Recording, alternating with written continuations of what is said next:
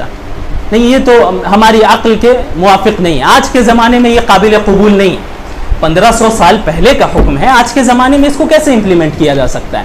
تو ٹھیک ہے عبادت ٹھیک ہے, روزہ رکھیے, نماز پڑھیے, لیکن یہ حجاب والا مسئلہ سمجھ میں نہیں آتا. یہ تو عورتوں کو ڈیگریڈ کرنا ہے, ان پر ظلم کرنا ہے. حالانکہ حجاب ظلم نہیں ہے, یہ تو عورت کی بلندی ہے. اسلام عورت کو عزت دینا چاہ رہا ہے.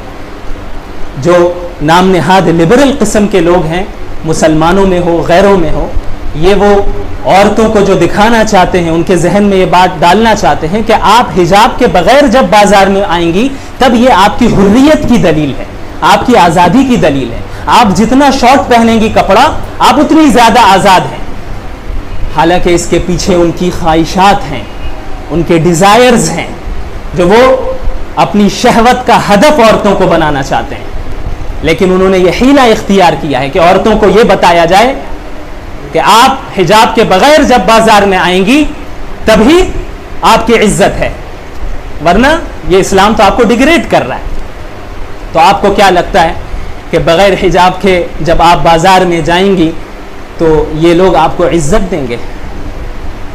سینکڑوں درندوں کی نظر آپ پر پڑے گی, اور اسلام کی نظر میں آپ اتنی بلند ہیں, آپ کا مرتبہ اتنا اونچا ہے کہ اسلام یہ نہیں چاہتا کہ ان درندوں کی گندی نظر آپ پر پڑے. تو یہ تو موڈیسٹی کی بات ہے, یہ کوئی ڈیگریڈ کرنا نہیں ہے. تو بعض کتاب پر ایمان لانا, بعض پر نہیں لانا, یہ ایسا اسلام اللہ کو قبول نہیں ہے. ایسے اسلام کا یا ایسے دین کا کیا نتیجہ ہے؟ افتؤمنون ببعض الكتاب وتكفرون ببعض فما جزاء من يفعل ذلك منكم الا خزي في الحياة الدنيا ويوم القيامة يردون الى اشد العذاب وما الله بغافل عما تعملون. کہ کتاب کے آدھے حصے پر ایمان لاتے ہو اور بعض حصوں پر ایمان نہیں لاتے, تو تم میں سے جو بھی ایسا کرے گا اس کی سزا صرف یہی ہے کہ اس دنیا میں بھی ذلیل و رسوا ہوگا اور قیامت کے دن سخت ترین عذاب میں مبتلا کیا جائے گا.